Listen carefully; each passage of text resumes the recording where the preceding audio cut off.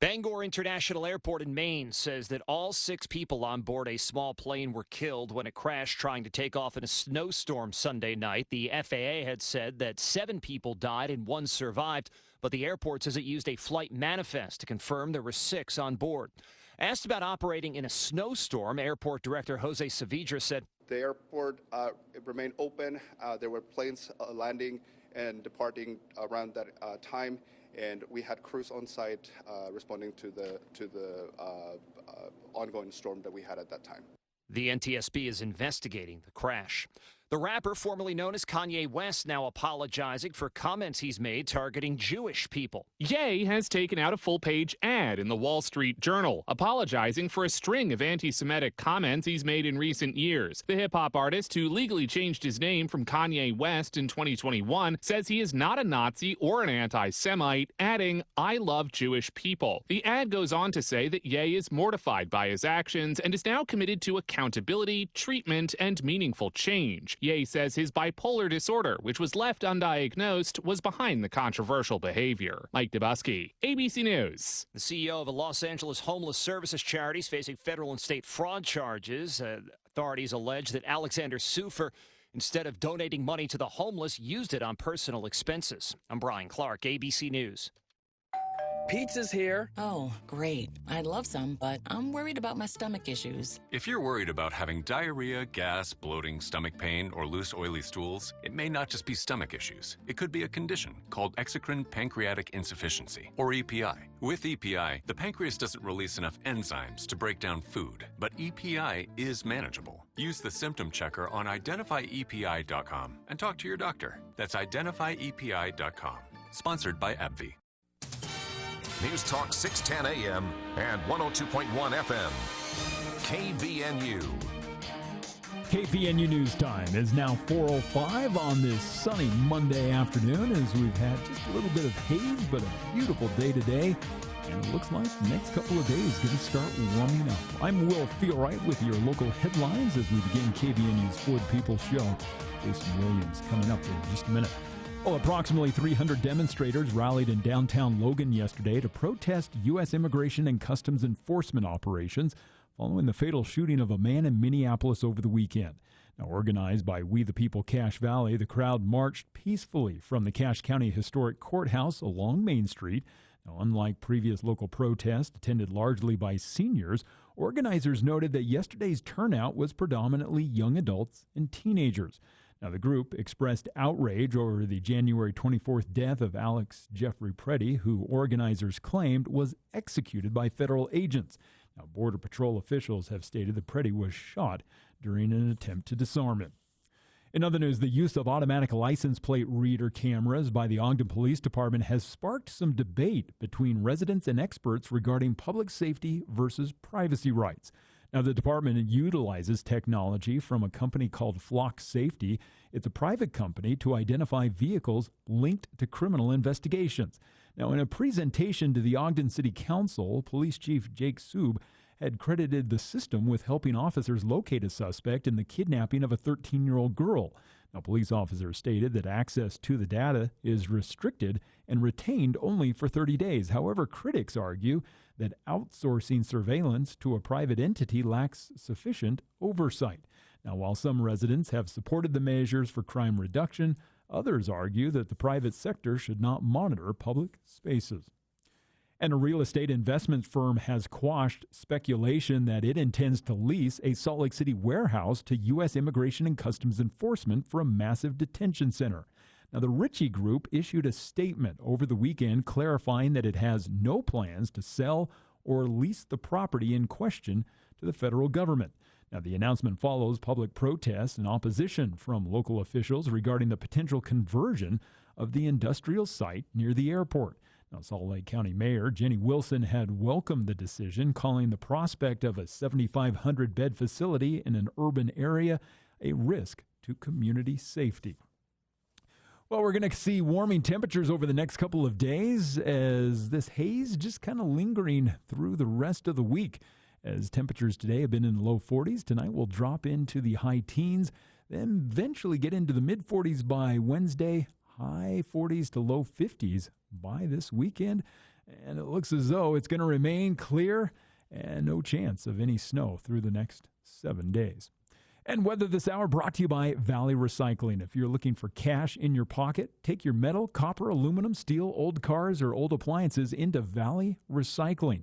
Yeah, not only will get you cash on the spot, but it helps protect the environment as well as you recycle. It's Valley Recycling at 145 North, 10th West in Logan. And I'm Will Feelwright with your KVNU local headlines. A new year doesn't ask us to become someone else. It invites us to come home to ourselves. At Bell Sculpt, we know real change isn't about chasing youth. It's about restoring confidence after life has done its work. If 2025 stretched you, shaped you, or asked more of you than you expected, let 2026 be the year you choose you. To celebrate the new year, enjoy 26% off of all Bell Sculpt procedures. Our way of honoring your courage to begin again. To find a clinic near you, go to bellsculpt.fm. Bell Sculpt. Love the skin you're in. Hi everyone, it's Congressman Blake Moore here. Strong families are the bedrock of our communities. That's why I'm focused on bringing Utah's core values to Washington and advancing pro-family legislation. I helped permanently increase the child tax credit, create investment accounts for children, and incentivize employers to provide better access to childcare, benefiting families and setting up our next generation for success. As a father of 4 boys, family is everything, and I am continuing to work on solutions to make raising a family in America more affordable. To learn more about what I am doing to advocate for you and your family in Congress, sign up for my weekly e-newsletter at blakemore.house.gov and follow along on social media at Rep. Blake Moore. If your family needs help navigating a federal agency or has questions about what I'm working on, please give my office a call at 801-625-0107. Happy to also help coordinate U.S. Capitol tours, take your comments, and provide legislative updates at any time. It is our honor to serve you and your family in Congress. Thank you. Paid for by official funds authorized by the House of Representatives. From corner to capital, Utah's progress is built by the people who show up, the dreamers, the doers, and the ones who don't quit. Bank of Utah is proud to stand with them. With local decisions, personal relationships, and over 70 years of helping communities grow. For the people, the places, the progress, for all of Utah. Bank of Utah. Member FDIC. KVNU's For the People with Jason Williams and Bill Walter. And it is Utah known as the fraud capital of the world. Not because we have more people committing fraud, but because we have so many people falling for it. Going beneath the headlines and connecting you to the newsmakers. The radio is a great way to get the word out to a lot of people in an emergency, so we thank you for your help and being a partner with us. For the People on News Talk KVNU, 610 AM, 102.1 FM, online at 610kvnu.com, and on the KVNU mobile app. Joining us here on For the People from the Bear River Health Department to help answer those questions. What should you do as you're reading these oftentimes kind of alarming measles outbreak stories from around the country and here in Utah? We have with us from the Bear River Health Department, Angie White, who is a disease investigator. And Angie, I appreciate taking some time to join us today to talk about this. Maybe if you can start us out, what does it look like out there? What are we actually seeing? Yeah, well, thanks for having me on. As you mentioned before, statewide we're at 201 cases, and 51 of those new cases have been just within the last 3 weeks. So we're really kind of seeing an increase in these pretty rapidly. Fortunately, up here in our health district, we're still sitting on 4 cases that have happened fairly early on in this, when we were starting to see them just coming through to our state. But we're definitely seeing an increase to the state, and like you said, there are a lot in Southwest, but we're also getting some that are getting closer to us. And it's also that time of year when we've got students involved in different extracurricular activities that are going and traveling and, being with other students from different schools. We've got spring break coming on. We just had Christmas vacation, those kinds of things. And so there's definitely that potential of us to see these new cases. But so, yes, what we're seeing in the state is definitely an increase. We've been fairly protected up here in Cache County and our region as a whole, but there's definitely a possibility to see a change in that. And this is no laughing matter whatsoever. Some serious complications that can come from measles infection, pneumonia, encephalitis, swelling of the brain, something known as immune amnesia, wiping out your immune system's memory, making you vulnerable to other infections. And of course, our listeners, Angie, we won't get into this here today, but our listeners are familiar with conversations I have. Unfortunately, as we saw during the pandemic, there are a lot of contributors here to the spread, and unfortunately, unbelievably, it's also been politicized to some extent. But for those out there who just want to make common sense decisions and do what is best, there are a lot of options. I think for me, Angie, the primary thing that I read about measles that really just hammers the seriousness of it home is this thing can hang in the air for like 2 hours. Do I have that correct? Yes, you are correct. That's one of the reasons of why measles is so contagious, is it's a strong virus, and it can live outside of its host in the air and on surfaces for well over 2 hours. And so it is hard to contain at times when we're simply trying to do that just through those factors and not looking at like vaccine rates and things like that.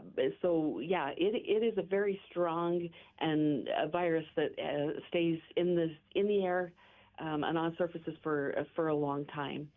That's why we kind of take those precautions of making sure that if someone has been in a situation or a place where someone who has been diagnosed with measles and they've been there within the last 2 hours, we're going to make sure that those that have been there as well have been contacted or notified or have the ability to find out where some of those places are through either our website or through us reaching out to you.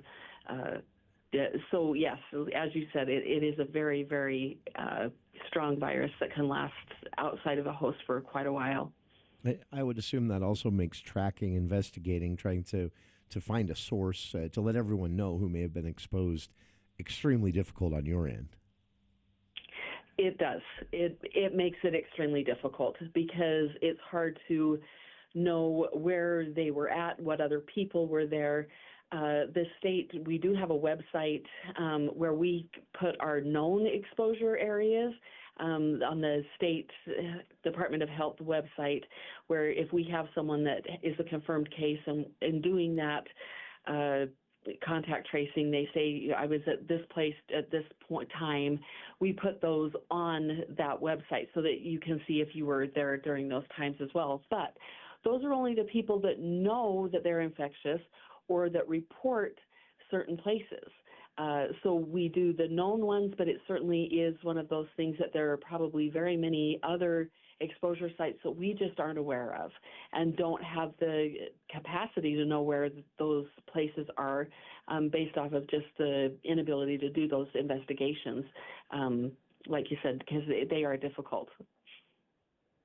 And, something that I remember very well from the COVID-19 pandemic, the symptoms at first can be a bit vague, right? Very flu-like symptoms. Yes. And again, that goes to why it makes it so difficult to track, because someone with measles is contagious 4 days prior to that rash onset. Once the rash starts, people really kind of start thinking, gosh, maybe this is. The rash usually starts at the hairline and then goes down through the body, but it's pretty marked. People can see that. But those first symptoms of when you are still very, very contagious are the same symptoms that a lot of people have with a lot of other diseases. Cough, runny nose, high fever, watery eyes. That sounds like just about almost every other virus that we have out there, and that's why it is difficult. And that really is one of those things that we say, staying home when you're sick is such an important part of public health and keeping you and your family and your loved ones safe. Because long before you have measles and that you're contagious, you're able to spread it just when you have those first symptoms. This is, the headlines around the state, around the country frustrate me because as I read them, I know, this is entirely avoidable. With that in mind, say you've got a parent out there. Well, actually, maybe set the stage this way before we talk about that. Who's most at risk? Who is most at risk of, if they contract measles, having a severe reaction, having a very serious outcome? Those that are the highest risk of contracting and having serious outcomes, obviously, are those that are not vaccinated, that don't have any protection against the disease itself. With that being said, the elderly, immunocompromised children obviously are at a higher risk as well.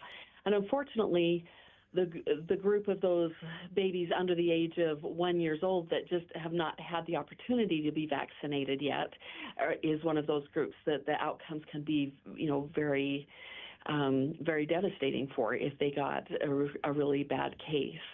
And that's why, vaccines, they work. And us all doing our part and trying to keep that vaccine rate up there, in a way, it does kind of protect some of those. It does kind of protect some of our babies that are too young, some of the immunocompromised, some of those that truly cannot get vaccinated due to medical conditions or due to age. The measles vaccine, for those not familiar, is an MMR vaccine. And Angie, it is, understatement of the year here, it is not new, right? No, it is not. It's been around for a long time. The vaccine is safe and it's effective. It is one of the most effective vaccines that we have. That is, I'm vaccinated myself. Listeners out there, I'm not magnetic. I haven't had any health problems from this at all.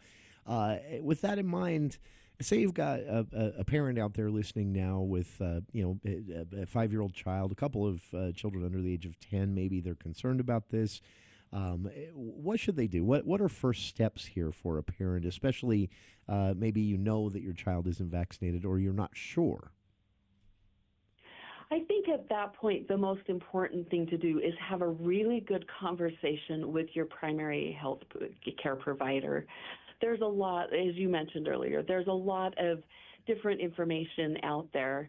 And I think that when you start really having good conversations with your healthcare provider, these are people who have gone to school and are educated, and they did it because they truly care about you, your children, and your family and the health of the community. And so I think that if there is any vaccine hesitancy, if you have questions about whether you should or shouldn't vaccinate your child, I feel like talking to your pediatrician or whoever it is that you truly trust as far as that medical care provider, having a good conversation with them and seeing, getting their input as far as, is this something that's right for your child or not? Sure. And if it's determined, between parent-doctor conversations that, yes, it is right, then I assume the doctor can then give you the information to acquire and receive the vaccine.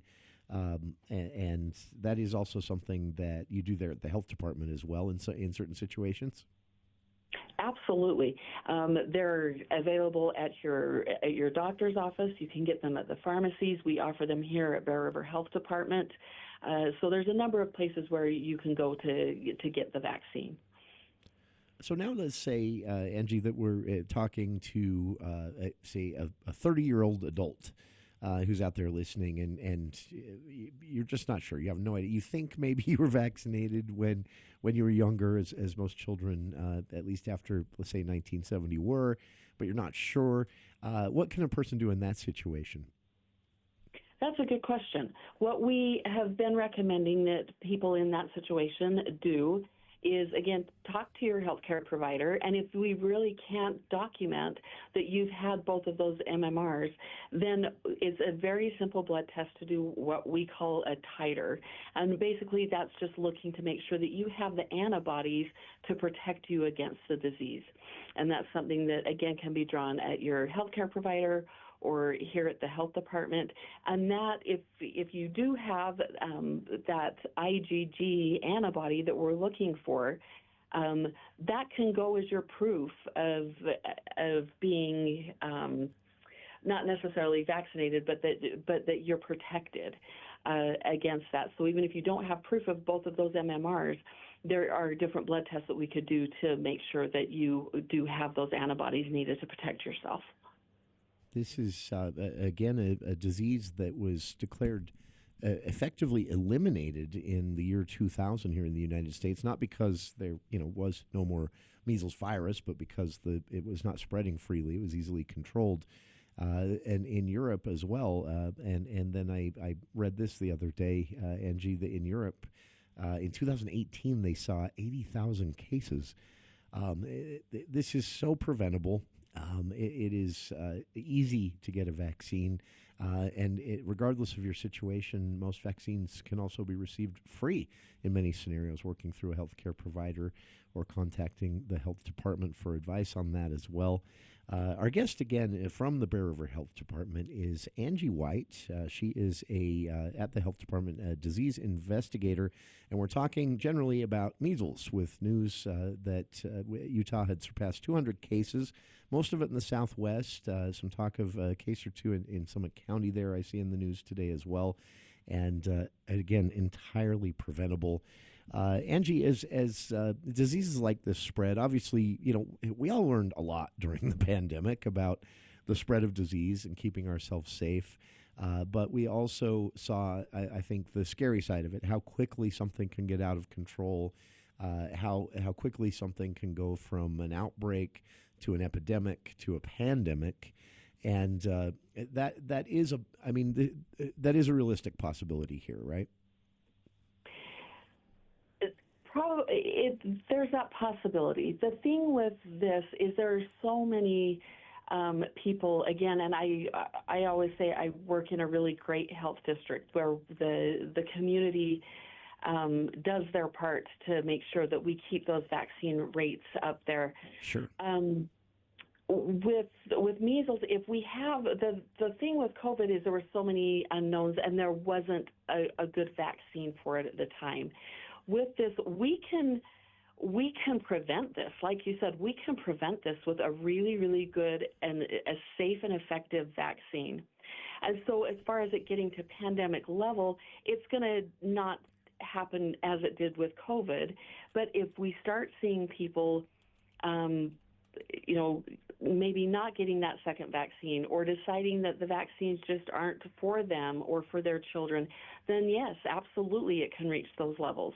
If we're not to that point of where we've got this really good buffer zone like we do now, where 92% of our kindergartners within our health district are either fully vaccinated or in the process of getting those prior to starting kindergarten. So we do still have really good vaccine coverage. But as you mentioned, it has the potential to get to that point if we start seeing those vaccine coverage rates go down. This is, again, a conversation about preventing the spread of the measles virus, whether you are elderly, in your 30s or 40s, whether you're a parent with young children. This is for you. And as Angie has said, talk to your healthcare provider, primary care physician. If you don't have a primary physician, you can reach out to the health department and almost any clinic in the Valley to get advice on where you can receive the vaccine or where you can at least get some advice on receiving the vaccine. It is a really easy thing to do. And we have had, I believe it was in September, Angie, we did have a confirmed case of the measles in an unvaccinated individual here in Cache County. But most of the spread here in Utah seems to be southwest. Is that kind of still what we're looking at? Northern Utah, more of a trying to stop it from being a problem here. Is that fair to say? Absolutely. Yeah. So there again, in the beginning, like I said, we had those 4 cases. We did have the one confirmed, and then the others they were due to that one confirmed case. So we've been really fortunate in our health district to only have those 4 cases. Again, yes, as you said, most of them are in Southwest, and there's a lot of variables. There's a lot of factors that go on as far as why it's spreading in some places as much as, in more than others. But again, that caution that I have as people start heading south to warmer weather for spring break, for high school tournaments, things like that. We just need to be careful and be cautious, because that's how we're really kind of seeing that movement further north is through some of these extracurricular activities and through travel. Sure. Similar again to some of the things we learned during the pandemic. And I have to ask, through the pandemic, I know I would, crack jokes with the director and ST all the time that it wasn't really a joke. I felt really bad, but you were all so exhausted. Every time we'd talk to you here in the studio, things have obviously settled down a bit, but a lot of things were learned during the pandemic about how to deliver this information to the public and more. And I have to ask, are you finding the public more receptive now to having these conversations about getting out, getting vaccinated, and preventing the spread of disease? Yes and no. I know that personally, I've had some really good conversations with some folks that have just been hesitant about vaccines. So I do feel that there are people out there that really, most everyone really, they're just trying to do what is in the best interest, or what they believe is in the best interest of their family and their children. Sure. And so I think that COVID has taught us. There are some that are open to having those conversations and taking some good advice from different people, whether it's, calling the health department, calling their healthcare provider, doing some good research on the internet. And so we do have some that are a little bit more willing and open to look at doing vaccines. It's hard. Like you said, COVID taught us a lot. And if anything, it's that, trusting your judgment and that of your healthcare provider, and finding a good trusted resource. If you have questions about these vaccines, if you're worried about side effects and things like that, finding those good trusted resources. And sometimes, unfortunately, the internet, Google, the easy way of doing that is not the best way. It's through conversations. It's through calling people. It's through having those conversations with your healthcare provider, with your pediatrician, and people like that, to really get that good, educated opinion, so that you're able to make a good, sound judgment for you and your family. Sure. And again, a lot of great information out there that is easily accessible. If you have concerns, if you have doubts, there are professionals you can talk to almost everywhere you turn to answer those questions. But again, don't sleep on the health departments. They have some great information there, both in person, by phone, and online. Check out their website, BRHD-UT, for Bear River Health Department, BRHDUT.gov. They have some really good information and updates on measles outbreaks throughout the state as well, getting your flu shots, and even some projects on food assistance in northern Utah. And our guest again, I say this to every guest, Angie, I've taken more time than I've asked for, and I apologize for that. But thank you for making the time for us today. Angie White, disease investigator with the Bear River Health Department, with basically everything you need to know about protecting you and your family from the measles virus as we see these outbreaks here in Utah and elsewhere. And thanks to Angie for joining us, to everyone at the Bear River Health Department for what they do, and to our listeners for being here as well. Stick around, more of For the People after this look at the news with KVNU's Will Feel Right.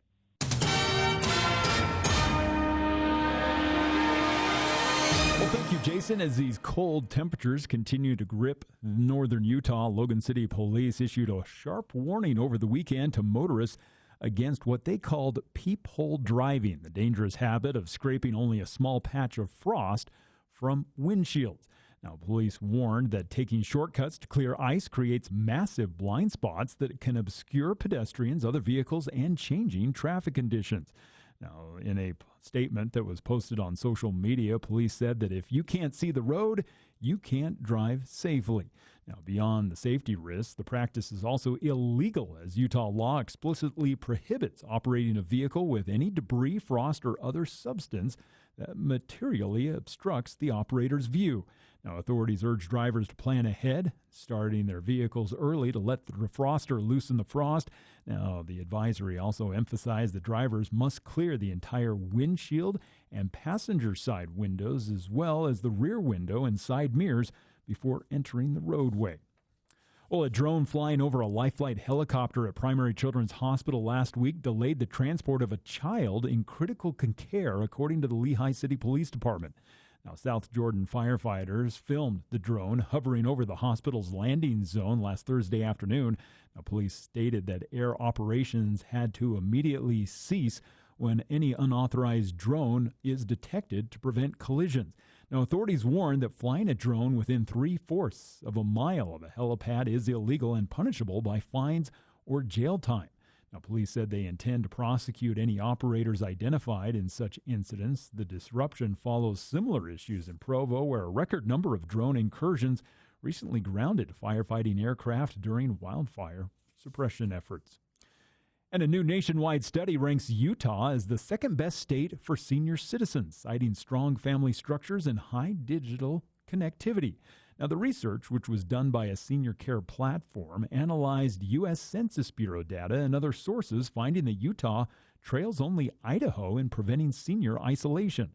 Now, the study attributed the ranking to Utah's cultural emphasis on multi-generational families, and the state also reported the second lowest rate of unmarried seniors and the third lowest rate of those living alone. Now, additionally, nearly 90% of Utah seniors have internet access, and that's the highest rate in the country. Now, with only 8% of the state's 65-plus population living below the poverty level, analysts awarded Utah as being the older adult isolation score of less than 20%. Now, Delaware, Vermont, and Montana rounded out the top 5. Well, these clear skies going to continue through the next several days, as other than a little bit of haze, we're going to see this high-pressure system continue to sit over this area, leaving us with clear skies and no chance of any moisture coming in the form of snow as we head through the rest of the week. Now, temperatures by the middle of the week going to be around the low 40s during the day, and then we could see 50s possibly coming for next Saturday and Sunday. And it's Matt Robbins with Quality First Insurance that brings you our weather. He can help protect your vehicle with hassle-free care, and he also has access to multiple insurance carriers to give you options. When it comes to your insurance needs, get options with Quality First Insurance. Call them today at 752-0101.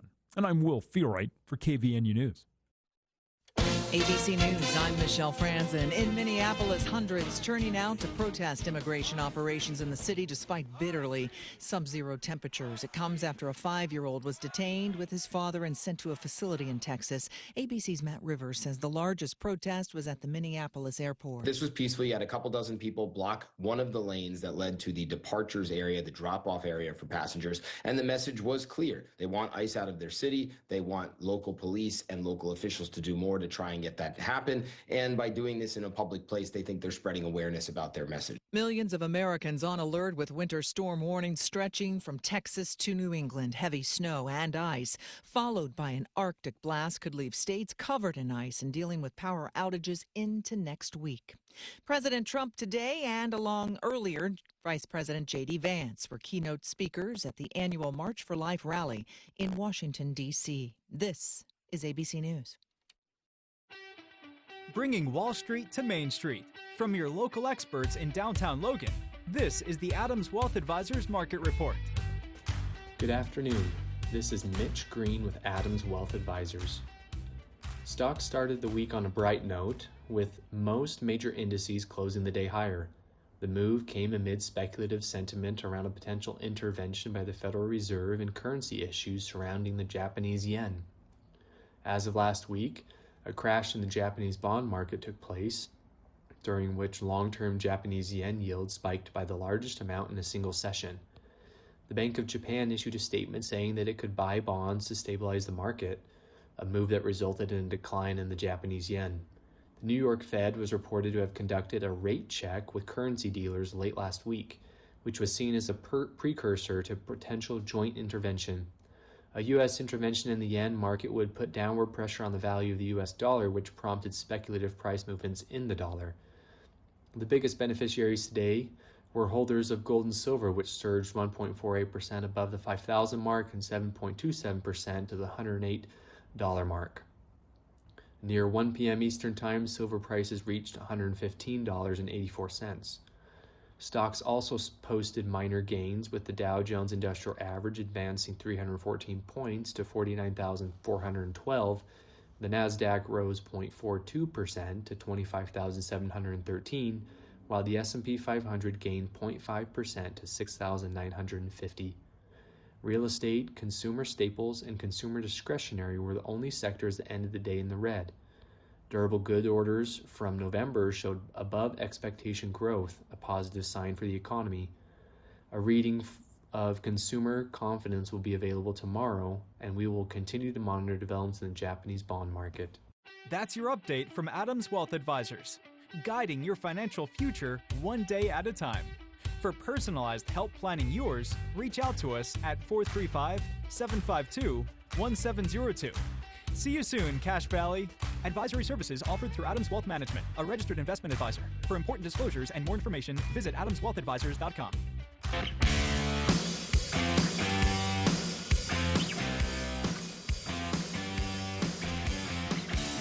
Welcome back to KVNU's For the People.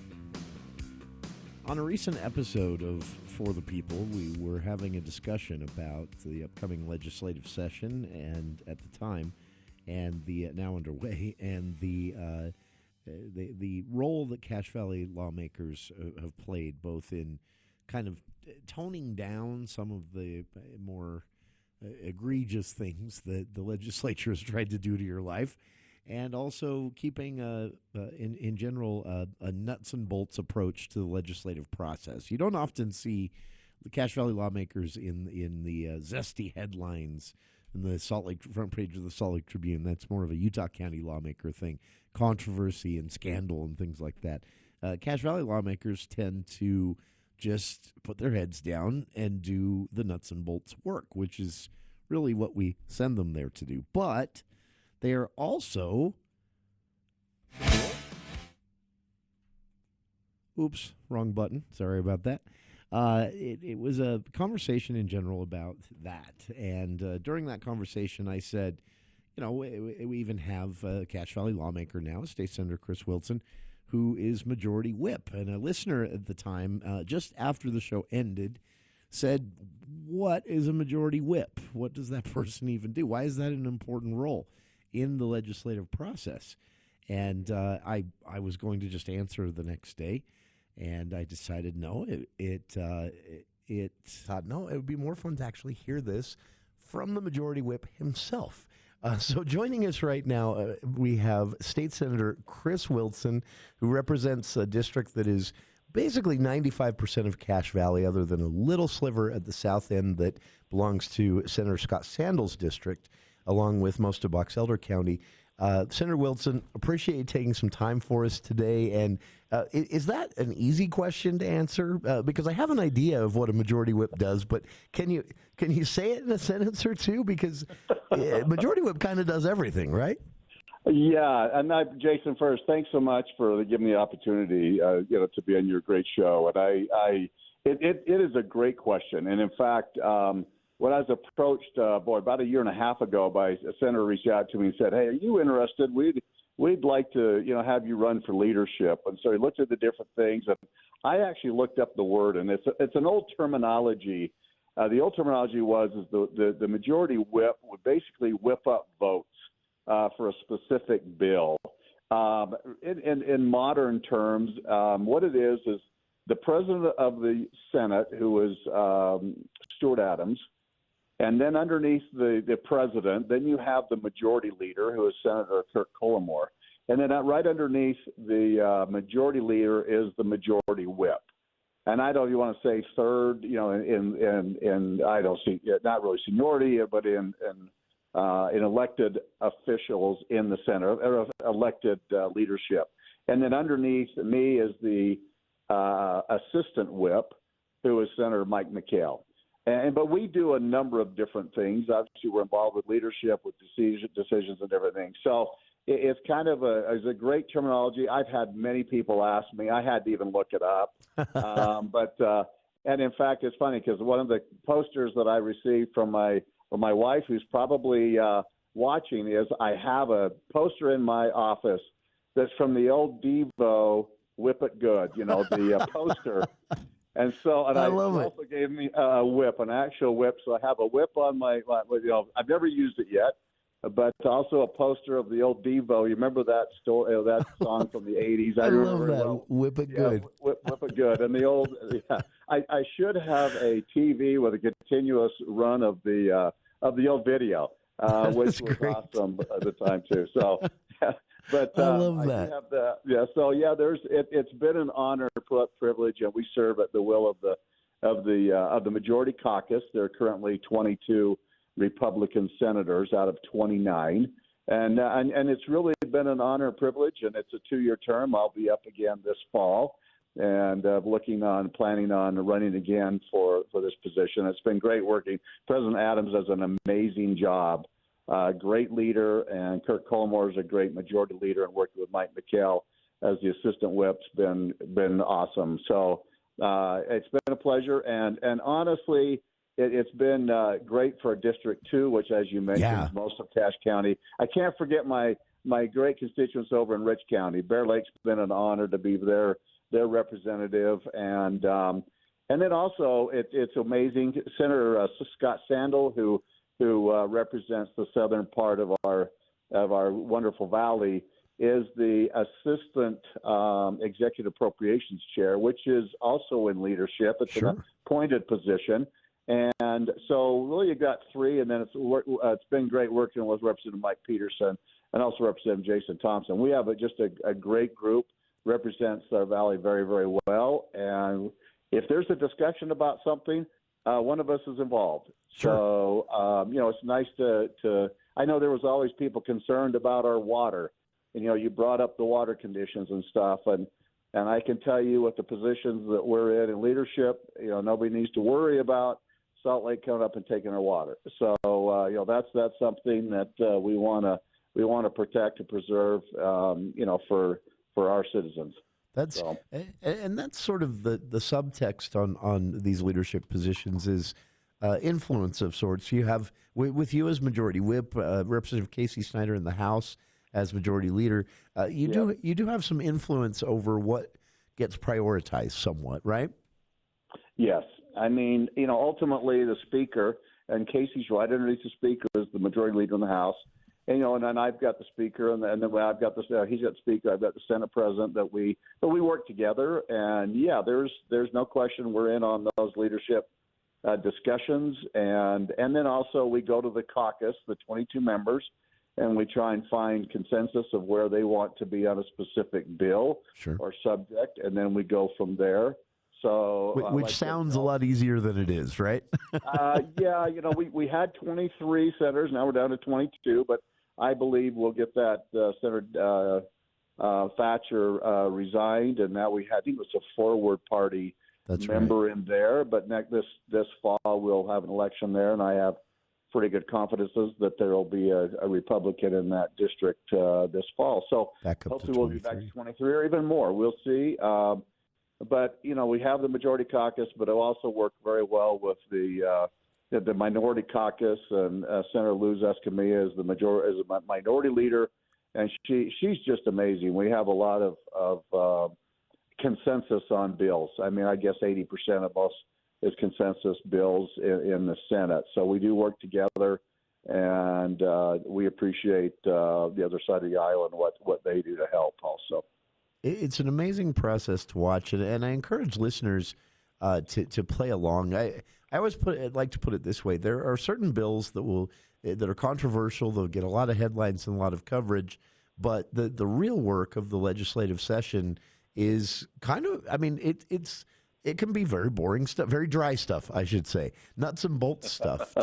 Changing a word in taking a sentence out of an existing piece of statute, or adding a word here or there. But it's what makes the state run, and it's a constant evolving process. And Senator Wilson, maybe that's a great transition into some of the things you're working on this session, because you are. This is one of my favorite things about you as a lawmaker. Your bills are always kind of there. You don't. I can't remember you running a controversial bill. You have bills that are just making small changes here and there to make things work better. And maybe if you can start us off with, because I like this one. You have a bill a bill file you've opened that seeks to make a change to the way the state oversees and runs, and also provides accountability for our safe harbor laws. And if I understand correctly, this bill includes some clarification on privacy protections, right? Yes, and Jason, I appreciate bringing that up. That is very, very important. I mean, I've been working very closely on the mental health. I'm on the Mental Health Commission. Been working. There's not a family that isn't affected by mental health and mental health crisis. And I would love to come on maybe after the session, talk about the mental health crisis center that we have, that we're able to get funded, that should be opening, I hope, this summer. And that is a facility to help northern Utah. We have, crisis. We have a lot of unfortunate suicides and different things. And I would love to come on and talk a little bit more about the crisis center that we have. But during that work also, we have the firearm safe harbor amendments. There needs to be some clarifications, because we want to make sure that when somebody's in crisis, they can take their firearms, or a family member can, to a local law enforcement, and they can hold those weapons until somebody is out of the crisis or feels more comfortable. Very important. Sure. And what the problem is we worried that we started looking at I've been working on this bill for a couple of years. We may expand it. We're looking at some different things, but it's very important for us, this safe harbor amendment, to get people, when they're in crisis, to be able to alleviate firearms or anything that may escalate somebody in a crisis mode. The bottom line is some of those were grammable. Oh, really? And obviously, if somebody takes those in confidence to a firearm, then they shouldn't. We don't want people to be able to grandma say, "Hey, Mr. So and so took his weapons. He's." And I hate to say it, but people are crazy and on and on. And so we're gonna work on that. The firearms industry has been very, very helpful in this. The law enforcement, talked to them yesterday. They're very much on board. So it's kind of chipping away at a real problem throughout the state. Been working on some other areas of some gun safes and some other things, that we can bring to people's homes, as there's a grant program that we got through the federal government. So there's a lot of really good work in that area. And like I said, I've been happy to work since I've been in the legislature on, the mental health issues they're so prevalent in every family. And I had a gentleman in my office this morning talking about how great that crisis center is going to be for him and his family, where he's had to deal with a family member who has been in, had crisis mode, and taking them out to the emergency room at the hospital just doesn't work. Sure. And so, Bell, it's probably more than one to know. I'm excited about that bill. I got a lot of support there, and we're going to expand that, I think, in the next few years. So to help. I'm excited to see that, and that crisis center, getting funded was such a big deal, and this bill, a great example again of, just the. So we see these headlines every session, right, Senator? That record number of bill files open, record number of bills passed, and I get that's that can be concerning, and even Senate President Adams has said, I don't know, maybe we're doing too much, but this bill that you have here, this Senate Bill 91, or excuse me, I got the wrong one here, the 86. It's a great example of the counter to that, where you're working on something else and you find out about this thing that happens, and by adding, like I'm looking here, it's like 1, 2, 3, maybe 4 sentences being added to existing statute, and you protect someone from having their privacy violated if they have a mental health crisis. That's huge. Yeah, it is. It is huge. And like I said, we've got other areas we're working on. We're trying to, land that ship in a place, but this is the first thing that we all knew we needed to work on. There'll be more things we're working on.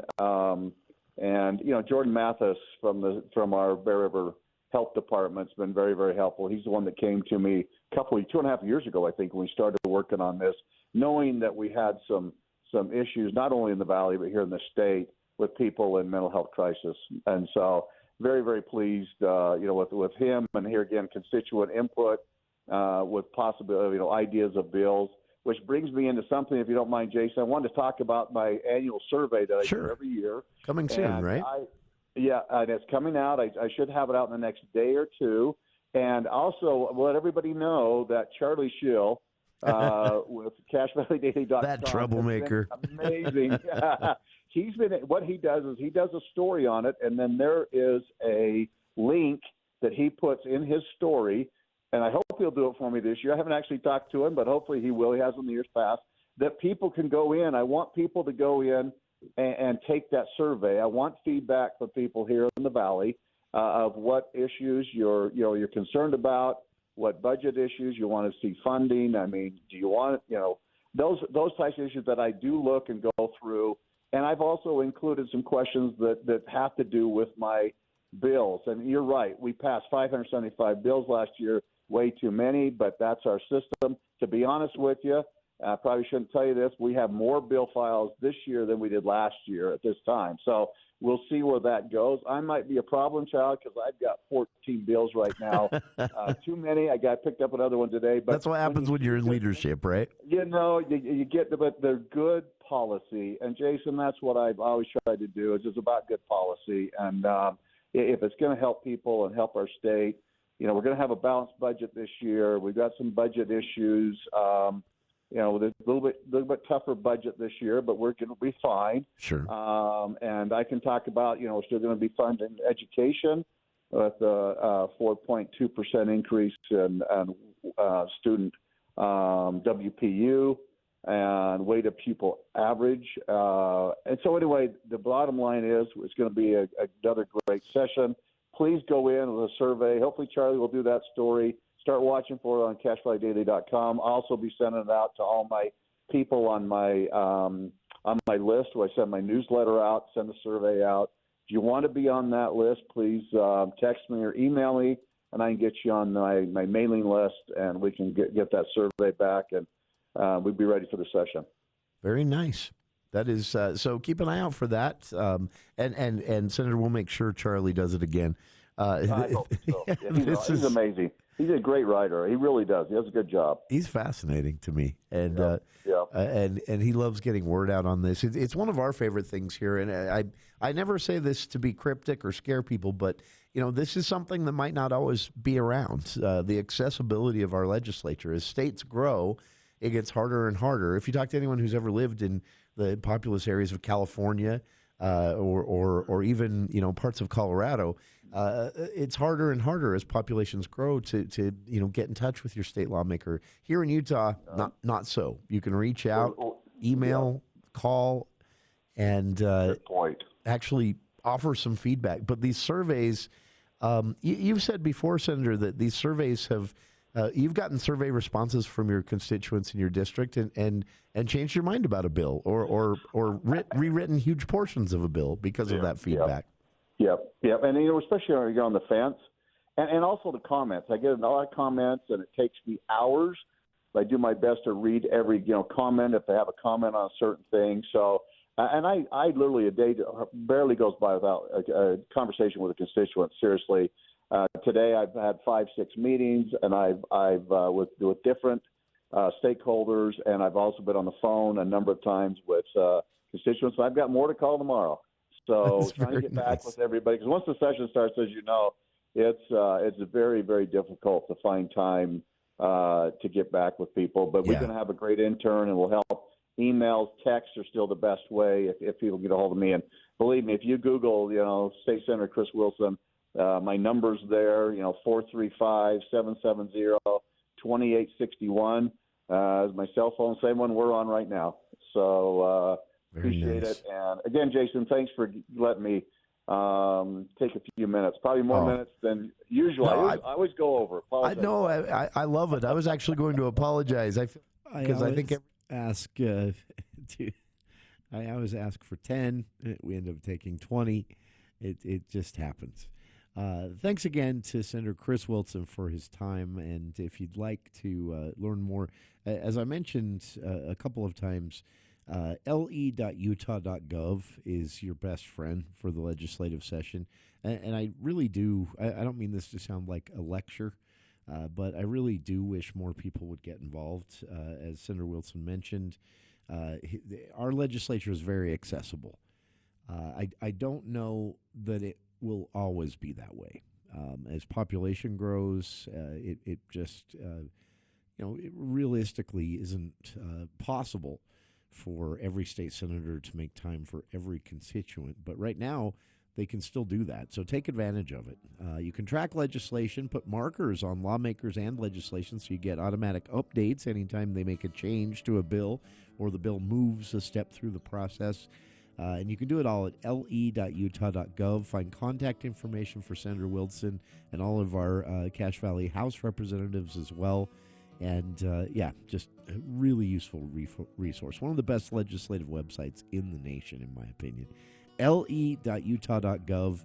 And things are underway, so pay attention. They're doing your business, and you might not like all of it. So thanks to Senator Wilson. Thanks to our listeners as well for being with us today. And stick around. Dave Ramsey is next here on KVNU Logan. I don't know why I said that. Hour 2 of today's show is next here on KVNU Logan.